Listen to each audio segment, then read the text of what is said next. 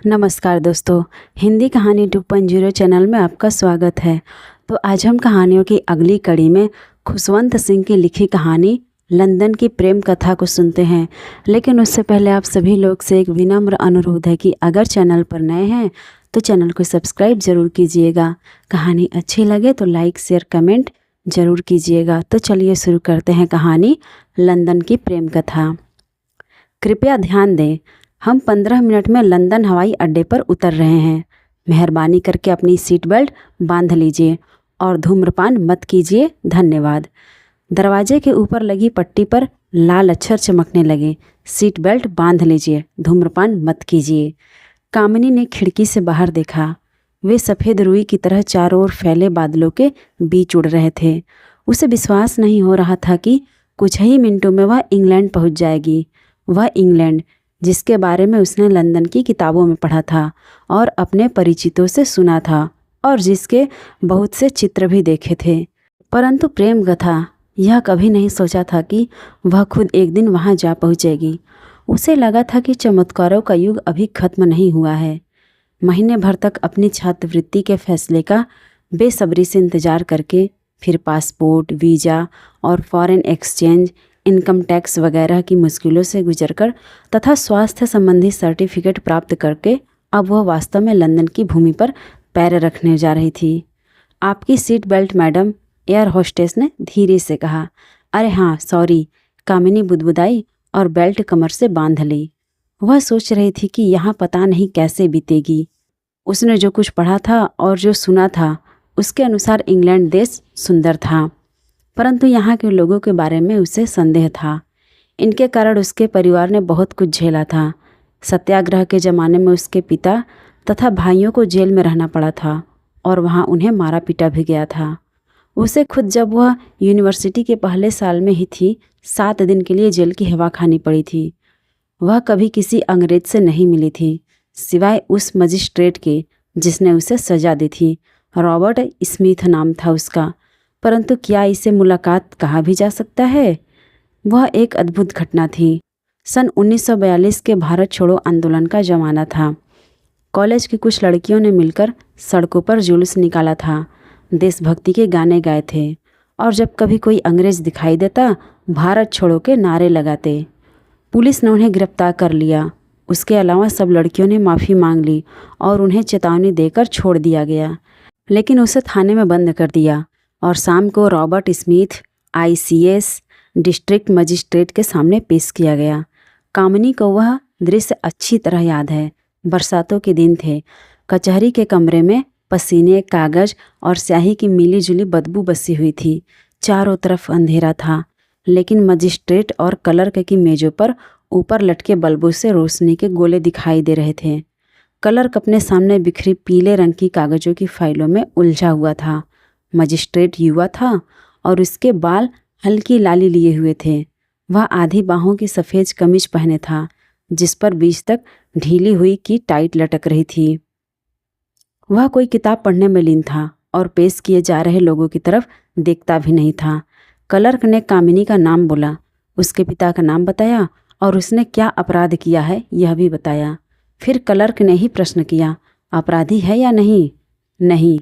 Magistrate ने सिर उठाए बिना ही अंग्रेजी में कहा, इनसे उम्र पूछिए। कामिनी ने अनुवाद की प्रतीक्षा किए बिना ही अंग्रेजी में जवाब दिया, 17। इनसे कहिए कि इंग्लैंड वापस जाएं और अपना काम धाम करें। अब मजिस्ट्रेट ने सिर उठाया और सामने देखा। उसकी भूरी आंखें, जिससे उसने कामिनी के काले बालों से चारों तरफ से ढके हुए चेहरे पर नज़र दौड़ाई, जो उसकी नफरत से सुलगती आंखों पर आकर टिक गई। अजब संयोग है, वह बुदबुदाया। कैसा संयोग है? नाम क्या बताया? उसने क्लर्क से फिर पूछा और नज़र सामने ही टिकाए रखी। कामिनी। कामिनी गर्वे। मिस गर्वे, क्या आपको स्कूल में कविता भी पढ़ाते हैं? हाँ नहीं, कामिनी हकलाकर बोली। लेकिन उसका इस मुकदमे से क्या संबंध है? उसने तेज पड़ते हुए कहा। क्या आपको कचहरी में कहानी पढ़ने की तनख्वाह दी जाती है? कहानी नहीं यंग लेडी, कविता। मैं आपको भी यह किताब जेल में पढ़ने के लिए दूंगा। 7 दिन की सज़ा, 1 क्लास, और अगर आपका व्यवहार यही रहा तो 7 दिन और अदालत की अवमानना करने के लिए। दूसरे दिन कामिनी को जेल में हिलेयर बेलाक के काव्य संकलन की जिल्दबंद प्रति प्राप्त हुई, जिस पर लिखा था, जेल में पढ़ने के लिए शुभकामनाओं सहित जिसने आपको जेल भेजा उसके द्वारा किताब के एक पेज पर पर्ची लगी थी, जहां 2 लाइनों के नीचे लाल रेखा खींची थी। उसके बगल में छपा था केजी कविता की पंक्तियां थी। हर face was like a king's command when all the sword are drawn. मतलब उसका चेहरा सम्राट के आदेश की तरह था जब तलवारें सभी हाथों में खींची हो। कामिनी ने फैसला किया कि बाहर आने पर अखबारों को यह घटना बताएगी कि अदालत में स्मिथ का उसके प्रति व्यवहार कैसा रहा। लेकिन 7 दिन बीतने से पहले ही उसका विचार बदलने लगा। जब वह घर वापस आई तो उसे पता लगा कि स्मिथ ने इस्तीफा दे दिया था और इंग्लैंड वापस लौट गया था। कामिनी को यह ठीक से समझ में नहीं आया था कि इन पंक्तियों का अर्थ क्या है। बस यह कि यह किसी रूप में उसके सौंदर्य की प्रशंसा थी और यह पहली दफ़ा था कि किसी ने उसके बारे में कुछ कहा था। इसके बाद जब भी वह शीशे में अपना मुंह देखती, ये शब्द उसे याद आ जाते और उसे स्मिथ का अपनी तरफ घूरकर देखना एक विशेष सिहरन पैदा कर देता। उसे अपना उभरता नारीत्व परेशान करने लगता। इस घटना से अंग्रेजों के प्रति उसके मनोभाव में कोई परिवर्तन तो नहीं आया था, सिवाय इसके कि उन्हें जितना संकोची समझा जाता है उतने वे हैं नहीं। हवाई जहाज के झटकों से कामिनी का दीवा स्वप्न भंग हुआ। विमान बादलों से नीचे उतर आया था और लाल छत वाले घरों, सड़कों और चौराहों तथा चमकते जुगनुओं की तरह रेंग रही गाड़ियों के ऊपर से उड़ रहा था। कुछ मिनट बाद वह जमीन से आ लगा और कस्टम के कमरों की तरफ बढ़ने लगा। होटल पहुंचकर कामिनी काफ़ी देर तक खिड़की से लगी इंग्लैंड का अपना पहला नज़ारा देखती रही। शरद ऋतु की हल्की गर्म शाम थी और सामने के पार्क में लोग घूम फिर रहे थे। घास उससे ज़्यादा हरी और ताज़ी थी जितनी उसने आज तक देखी थी और किनारों पर ग्लैडियोली के फूलों की कतार झिलमिला रही थी। पार्क के प्रवेश द्वार पर एक बूढ़ा भिखारी हाथ में सितार जैसा बाजा लिए एक पुरानी धुन बजा रहा था। वातावरण शांत और मैत्रीपूर्ण था। कामिनी ने खुद निकलकर घूमने का फैसला किया। कामिनी सोचती थी कि लोग उसकी साड़ी के कारण उसे घूरकर देखेंगे, लेकिन किसी ने कोई ध्यान नहीं दिया। उसने बच्चों को तालाब में नावें तैराते, स्त्रियों को कबूतरों को दाना चुगाते और लड़कों को दर्शकों के इर्द गिर्द घर घर करते खिलौने विमान दौड़ाते देखा। लड़के लड़कियां इधर उधर आराम से लेटे दुनिया की चिंता से मुक्त गपशप कर रहे थे। कई जगह लोग छोटी बड़ी भीड़ों के सामने खड़े भाषण कर रहे थे और सवालों के जवाब दे रहे थे। जब वो होटल वापस लौटने लगी तो उसे अचानक एक अकेलेपन ने आ घेरा। उसे एहसास हुआ कि आज उसकी ज़िंदगी का शायद यह पहला दिन था जब किसी ने उससे कोई बात नहीं की थी। उसके अलावा हर कोई किसी न किसी से बात कर रहा था। वह खुद अपने से पूछने लगी कि ऐसे मित्रहीन देश में क्यों आ गई है।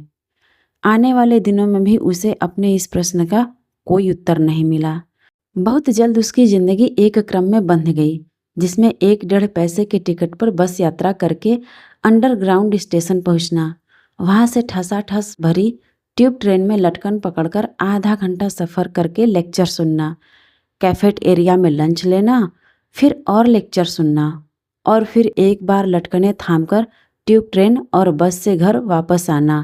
अगर होटल को घर कहा जा सके तो जहाँ साधारण दुआ सलाम के अलावा कोई और बात नहीं की जा सकती।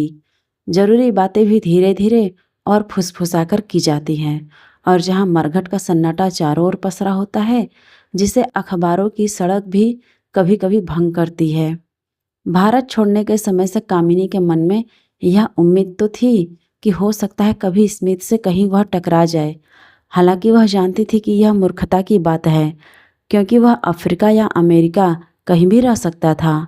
अगर वह इंग्लैंड में भी होता तो 80 लाख की आबादी वाले लंदन शहर में, जहाँ बड़ी बड़ी भीड़ें हर जगह से गुजरती रहती हैं, उससे मिलने की संभावना बहुत सही नहीं थी। अगर वह मिल भी जाता तो क्या वह उसे पहचान लेता?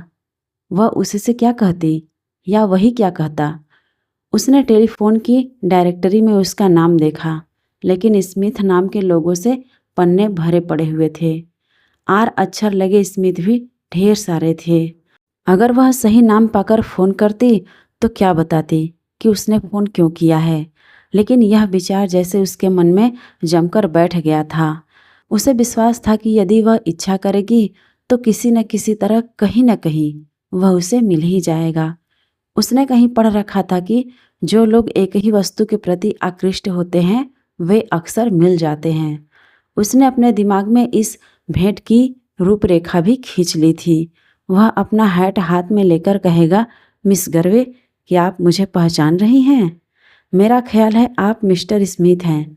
अरे हाँ, एक दफ़ा मिले ज़रूर थे, हालांकि वह मुलाकात सही नहीं थी। खैर, कैसे हैं आप मिस्टर स्मिथ? और इस तरह बात आगे बढ़ती। पॉलिटेक्निक का कोर्स खत्म होने को आया और न कामिनी की इच्छा शक्ति ने और न संयोग ने दोनों को मिलाने का अवसर दिया। एक दिन हमेशा की तरह उसने ट्यूब स्टेशन के लिए बस पकड़ी। जब वह दूसरे सिरे पर अंडरग्राउंड से बाहर निकली और दूसरी बस पकड़ने के लिए आगे बढ़ी तो उसने देखा कि चारों तरफ बड़ी भीड़ है और यातायात रोक दिया गया है। थोड़ी दूर से उसे बैक पाइपों और बड़े बड़े ड्रमों की सैनिक धुन सुनाई देने लगी। हाथ में लिया अखबार खोलकर देखा तो पता चला कि किसी अतिथि के साथ महारानी वहां से गुजरने वाली हैं। वह भी लेक्चर छोड़कर भीड़ में शामिल हो गई। बाजे बजाते सैनिक उसके सामने से गुजरने लगे। उनके पीछे गार्डों के दल बहुत धीरे धीरे शाही शान से आगे बढ़ते नजर आए। विभिन्न वेशभूषाओं में चमकते दमकते कोट पहने और हाथों में राइफलें लिए और भाले आसमान में उठाए सैनिकों की कतारों ने जैसे एक नया समा बांध दिया। गार्ड उसी के सामने आकर रुक गए और सड़क के दोनों ओर लाइन लगाकर खड़े हो गए। इनके पीछे महारानी का सोने का रथ सामने आया जिसे 1 दर्जन काले रंग के घोड़े खींच रहे थे। महारानी अपने शाही अतिथि के साथ भीड़ की तरफ हाथ हिलाते आगे बढ़ गई। जुलूस समाप्त होते ही लोग इधर उधर भागने लगे, लेकिन कामिनी मंत्र मुग्ध की तरह अपनी जगह खड़ी रही। दफ्तर जा रहे लोग उसे धक्का देते आगे बढ़े जा रहे थे। सिर्फ कामिनी के पीछे खड़ी औरत वहां से नहीं हिली। वह आंखों पर हाथ लगाए सुबक सुबक कर रो रही थी। कामिनी ने मुड़कर उसकी ओर नजर डाली तो देखा कि वह अपने हैंडबैग से रुमाल निकालकर आंखें पोंछ रही थी। कामिनी को देखकर वह झिझकी और बोली, जब इस तरह सैनिक और जुलूस निकलते हैं तब मैं बर्दाश्त नहीं कर पाती, एकदम भावुक हो उठती हूँ। आप ठीक कहती हैं, मैं भी द्रवित हो उठती हूँ। इस तरह के सैनिक कितने अच्छे लगते हैं। आपका यह कहना आश्चर्यजनक है। मेरा मित्र कहता था कि सुंदर स्त्री तलवार उठाए हजारों सैनिकों की तरह लगती हैं। दरअसल वह यह बात अक्सर कहता था। वह इंडिया में रहा था और उसे चाहता भी था। कामिनी को लगा जैसे उसके पैर अपनी जगह पर जकड़ गए हैं। वह औरत फिर रुमाल से आंसू पोंछ रही थी। आपके मित्र अब कहाँ हैं? वह जानती थी कि इस तरह किसी अजनबी से यह सवाल पूछना सही नहीं है, लेकिन वह अपने को रोक नहीं सकी। औरत ने आंसुओं से भरा चेहरा उठाकर कहा, वह युद्ध में मारा गया। तो आज की ये खुशवंत सिंह जी द्वारा लिखित लंदन की प्रेम कथा आपको कैसी लगी, कमेंट करके ज़रूर बताइएगा। और अगर चैनल पर नए हैं तो चैनल को सब्सक्राइब जरूर कीजिएगा और अपने दोस्तों को भी शेयर कीजिएगा।